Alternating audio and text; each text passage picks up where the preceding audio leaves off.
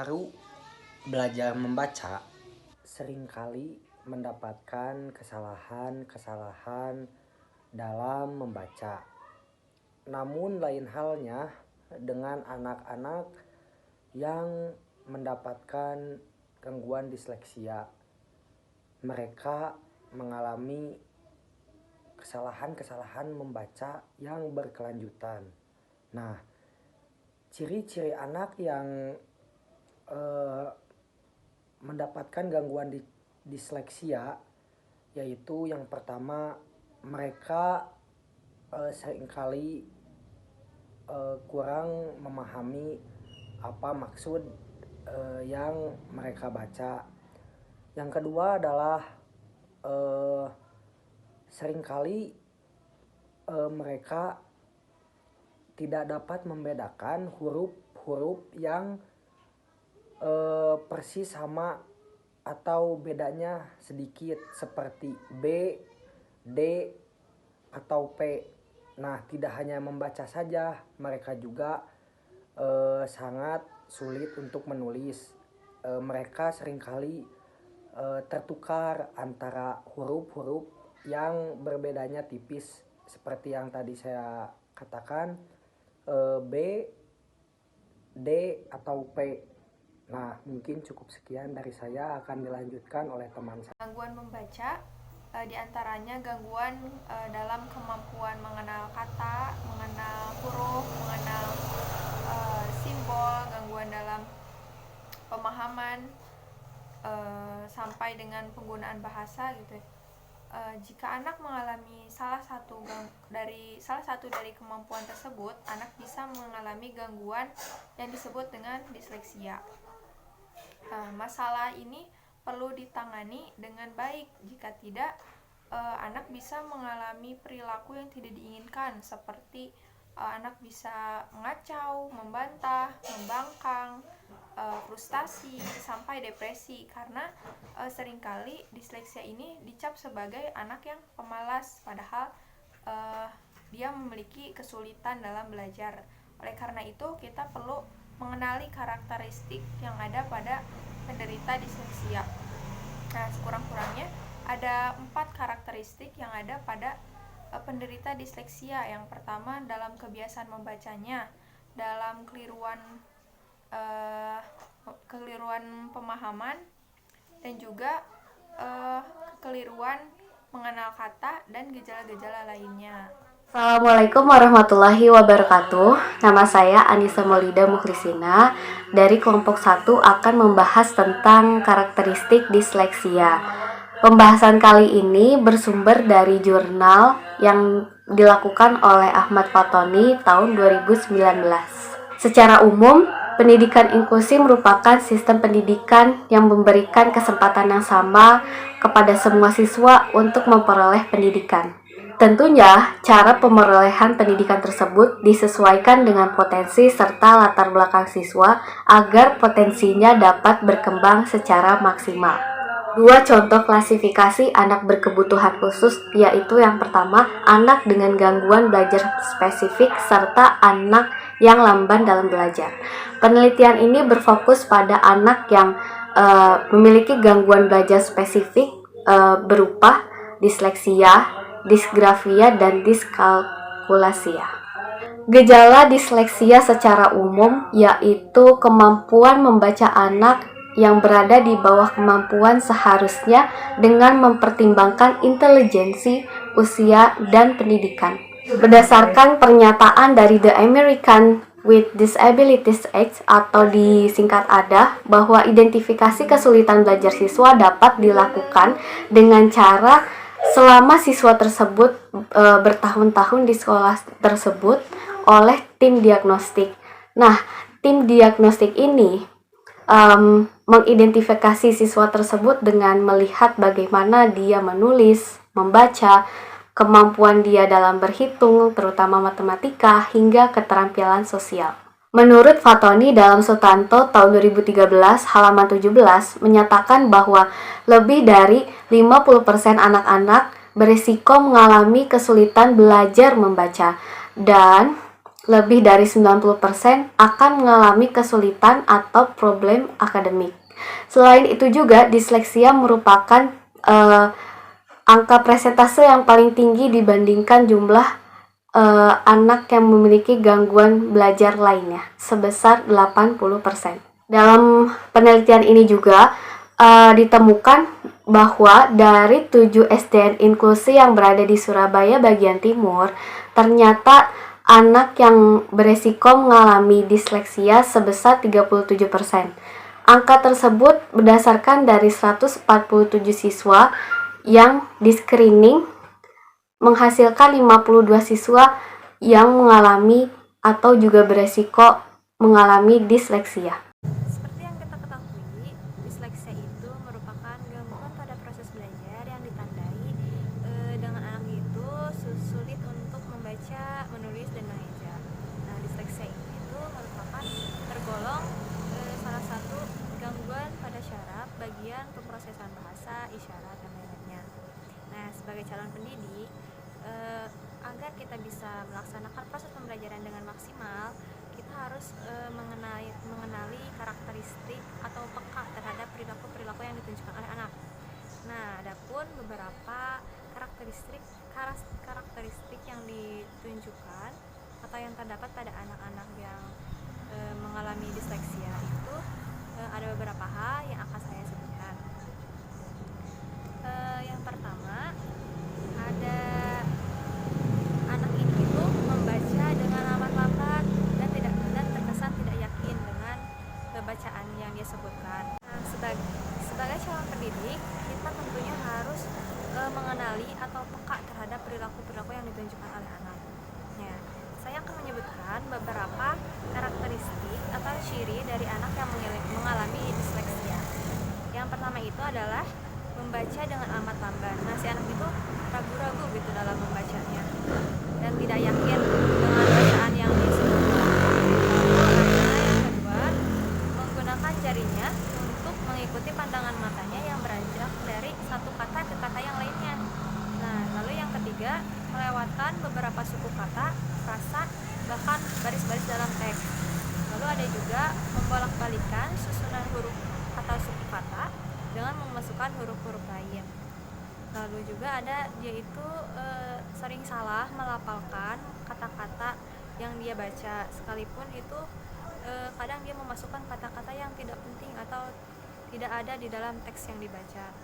Lalu membuat kata-kata sendiri yang tidak memiliki arti, lalu mengabaikan tanda-tanda baca. Mungkin itu saja akan dilanjutkan oleh rekan saya.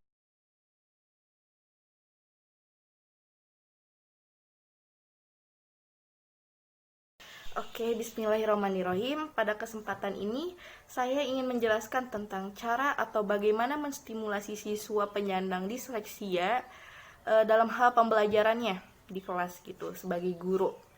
Langsung saja, kegiatan merupakan cara yang bagus untuk membuat membaca menjadi menyenangkan sambil menjangkau siswa penderita disleksia tadi yang mungkin membutuhkan dukungan akademis tambahan gitu. Di sini juga pada kesempatan ini saya ingin menjelaskan bahwa ada 5 kegiatan untuk para siswa yang mempunyai kesulitan, di mana kegiatan-kegiatan ini untuk melibatkan mereka dalam mengatasi gejala disleksia yang secara umum gitu. Meskipun kegiatan ini berbentuk permainan edukatif, karena mengingat anak-anak ini sukanya belajar sambil bermain, sehingga mereka bisa welcome dan menerima pembelajaran dengan mudah gitu kan, karena mereka merasa tertarik. Di sini juga selain itu guru dapat memainkannya secara pribadi gitu, one by one dalam kelas. Langsung saja yang pertama itu ada seni huruf. Nah, seperti yang kita ketahui juga ya, siswa penderita disleksia ini seringkali mendapat manfaat dari bantuan visual saat belajar membaca dan mengenali huruf.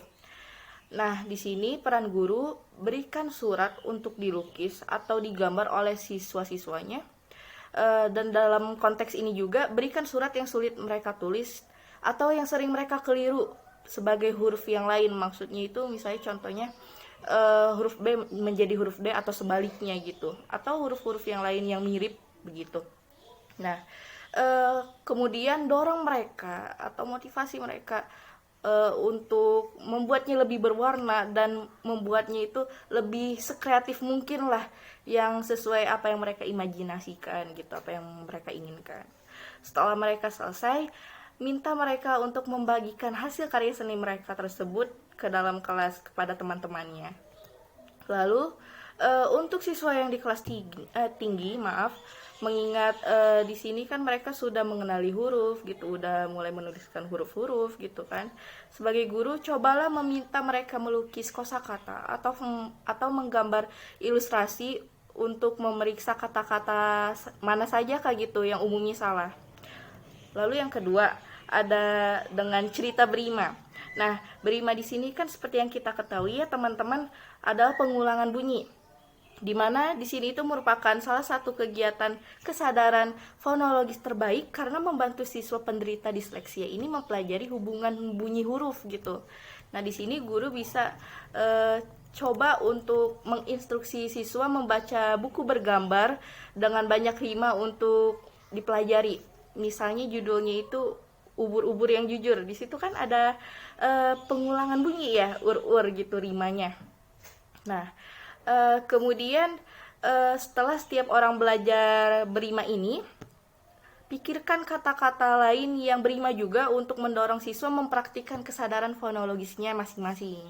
Lalu yang ketiga, membangun kata dengan magnet. Nah, mengingat banyak penderita siswa disleksia ini mendapat manfaat dari aktivitas sentuhan, sehingga mereka dapat mengandalkan lebih dari sekadar kata-kata di halaman kertas yang sedang mereka baca gitu atau mereka pelajari.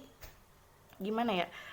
Kan umumnya itu biasanya sentuhan, belajar dari sentuhan visual gitu kan dari huruf balok atau huruf-huruf timbul atau yang disebut braille. Maaf kalau salah pengucapan, seperti itulah istilahnya, ada kan huruf timbul itu. Nah, di sini tuh uniknya dengan magnet. Bisa kita memainkan, maksudnya ya mempelajarinya dengan magnet gitu. Nah, di sini guru bisa membagikan magnet dalam bentuk alfabet serta papan magnet kepada siswa dan minta mereka membuat kata-kata sederhana gitu dengan magnet tersebut untuk memberikan mereka referensi visual dan sentuhan untuk huruf yang berbeda. Lalu yang keempat ada game nama kesadaran fonemik. Nah, kan kita tahu ya teman-teman, seperti yang kita ketahui maksudnya gejala umum disleksia lainnya itu adalah masalah dengan kesadaran fonemik atau yang disebut dengan kemampuan untuk mengidentifikasi suara tertentu dalam kata-kata. Nah, untuk kegiatan ini sebagai guru mintalah siswa untuk berkumpul dalam lingkaran seperti forum diskusi lah. Maaf ada salah pengucapan. Nah, di sini guru bisa pilih nama salah satu siswa dan ucapkan satu suku kata pada satu waktu sambil bertepuk tangan di antara suku kata. Misalnya pakai nama saya lah ya, Ratu misalnya. Kan satu kata dipenggal jadi beberapa suku kata dengan bertepuk tangan. R-A-R-A-T-U-T, Ratu. Nah, begitulah terus ulang-ulang. Bagaimana ya, pakai sistem berantai lah, bergantian. Kemudian mintalah mereka mengulangi nama siswa tersebut bersama-sama dengan cara yang sama gitu. Setelah siswa memahami kegiatan tersebut, kemudian guru berkeliling dan mengulanginya lagi kegiatan ini dengan setiap nama anak di kelas. Nah, setelah siswa semuanya setelah semuanya memahaminya gitu, sudah mulai mengerti gitu, coba mainkan game ini dengan tingkatan yang dinaikkan lagi gitu, dengan kosakata yang sebelumnya kan suku kata, jadinya sekarang kosakata gitu.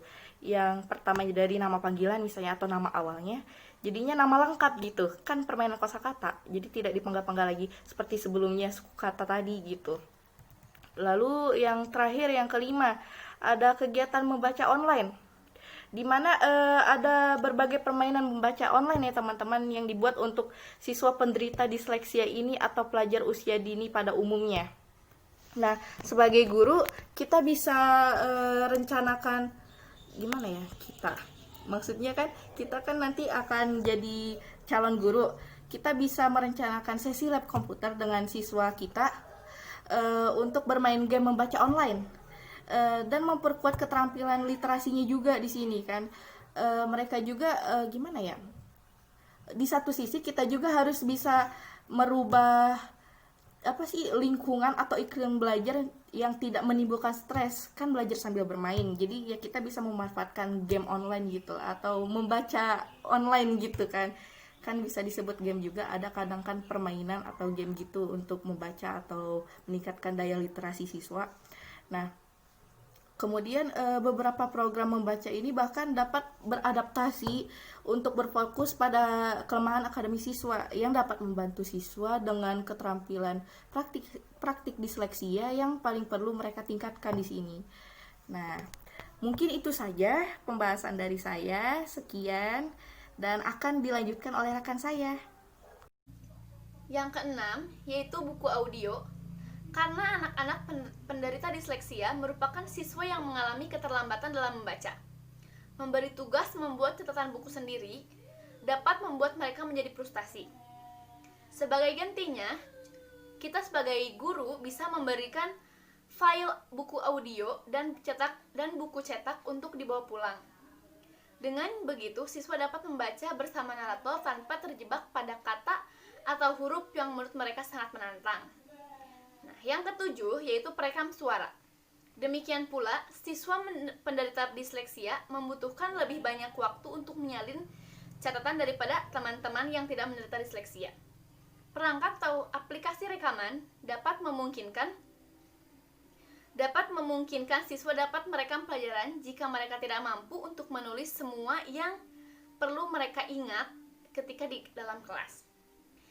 Yang kedelapan itu perangkat lunak, scribe atau speak to text. Untuk siswa dengan gejala disleksia berat, guru mempunyai tugas untuk menuliskan catatan untuk mereka yang dapat membantu dalam pembelajaran agar tetap berjalan dan mencegah siswa merasa kewalahan. Software speech to text juga dapat berguna untuk siswa sekolah dasar kelas tinggi yang dapat digunakannya untuk menyusun tugas yang diketik. 9. Yaitu pemeriksa ejaan atau kamus. Karena anak-anak penderita disleksia sering mencampur kata atau huruf, cara membantu anak penderita disleksia bisa jadi rumit. Pemeriksa ejaan dapat membantu siswa untuk memperbaiki kesalahan sederhana yang mungkin tidak mereka sadari. Sebagai alternatif non-elektronik kepada siswa Sebagai alternatif non-elektronik, kamus dapat memberikan referensi kepada siswa untuk kata-kata yang menurut mereka menantang atau mirip. 10. Waktu tenang. Terkadang terlalu banyak stimulasi dari luar dapat membuat siswa dengan ketidakmampuan belajar yang sulit untuk fokus. Jika siswa menderita disleksia, mengalami masalah dengan tugasnya, kita sebagai guru bisa bertanya kepada mereka ingin pergi ke perpustakaan atau ke sudut ruangan yang tenang untuk mengerjakan tugas. Strategi melek huruf yang efektif untuk siswa disleksia.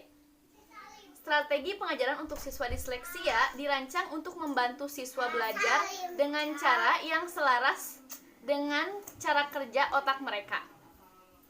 Jika siswa disleksia mengalami kesulitan mempelajari keterampilan literasi, gunakan 4 strategi membaca terpandu dan latihan siswa disleksia ini untuk membantu mereka mengubah kelemahan mereka menjadi kekuatan. Bismillahirrahmanirrahim.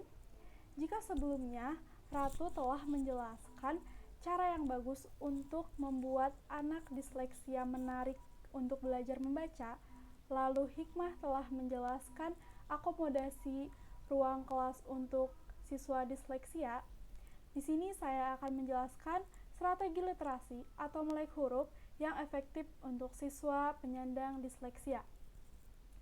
Strategi pengajaran untuk disleksia dirancang untuk membantu siswa belajar membaca dengan cara yang selaras dengan cara kerja yang sesuai dengan cara kerja otak mereka, sehingga membantu mereka secara perlahan mengubah kelemahan mereka menjadi sebuah kekuatan.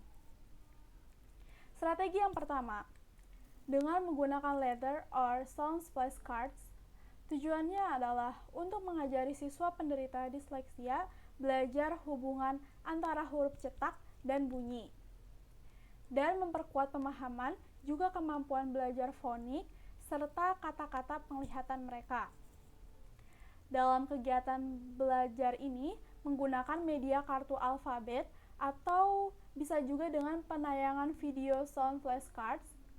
Dalam menggunakan kartu huruf dan video ini, siswa dapat belajar melalui visual dan pendengaran mereka secara langsung atau real. Jadi, siswa bisa membedakan bagaimana bentuk huruf cetaknya dan bagaimana bunyi hurufnya, dibarengi dengan contoh-contoh benda dan diawali dari huruf tersebut. Seperti misalnya huruf cetak A. Dibacanya A, bunyi hurufnya A. Contohnya seperti apel, ayam, dan lain-lain. Lalu yang kedua, huruf cetak B. Dibacanya B, bunyi hurufnya B. Contohnya seperti buku, baju, dan lain-lain. Nah, dalam pengajarannya pun harus dengan latihan secara perlahan dan lakukan pengulangan. Anak-anak penderita disleksia akan terbiasa melihat pola antara huruf cetak dan bunyi spesifiknya. Lalu strategi selanjutnya berkolerasi dengan strategi pertama, yaitu mencoba teknik membaca multisensori. Sejauh ini, pembelajaran multisensori menjadi salah satu strategi terbaik untuk disleksia yang telah ditemukan oleh peneliti pendidikan. Dalam prosesnya, teknik membaca ini melibatkan kolaborasi indera seperti pendengaran, sentuhan, visual, atau bahkan rasa. Contohnya mengajari siswa dengan lagu alfabet atau memberi biskuit Graham yang berbentuk huruf, seperti untuk cemilan. Lalu strategi selanjutnya yaitu dengan menyederhanakan instruksi tertulis. Meskipun siswa penderita disleksia seringkali cukup pintar untuk memahami arahan verbal, terkadang instruksi atau arahan tertulis itu menurut mereka rumit dan dapat membingungkan mereka. Jadi, guru dapat mencoba menyederhanakan arahan tertulis pada tugas sebanyak mungkin agar dapat diakses oleh semua siswa di kelas. Jika seorang penderita disleksia masih kesulitan memahami tugas, cobalah untuk membicarakannya melalui apapun yang membingungkannya. Lalu berikutnya strategi dengan memberikan tambahan waktu untuk tugas membaca mereka. Bahkan, jika siswa penderita disleksia bekerja sangat keras dalam mengerjakan suatu tugas, mereka mungkin kesulitan menyelesaikan tepat waktu. Untuk tugas membaca atau menulis, tawarkan waktu tambahan kepada siswa penderita disleksia jika mereka membutuhkannya. Dengan begitu, siswa tidak akan merasa terburu-buru dan dapat menyerahkan tugas terbaik yang mereka bisa setelah mereka menyelesaikannya. Terakhir, pertahankan rutinitas harian atau mingguan. Siswa dengan disleksia bekerja paling baik jika mereka tahu apa yang diharapkan dalam tugas mereka. Usahakan untuk menjaga anak-anak penderita disleksia pada jadwal rutin dengan proyek serupa setiap hari atau minggu.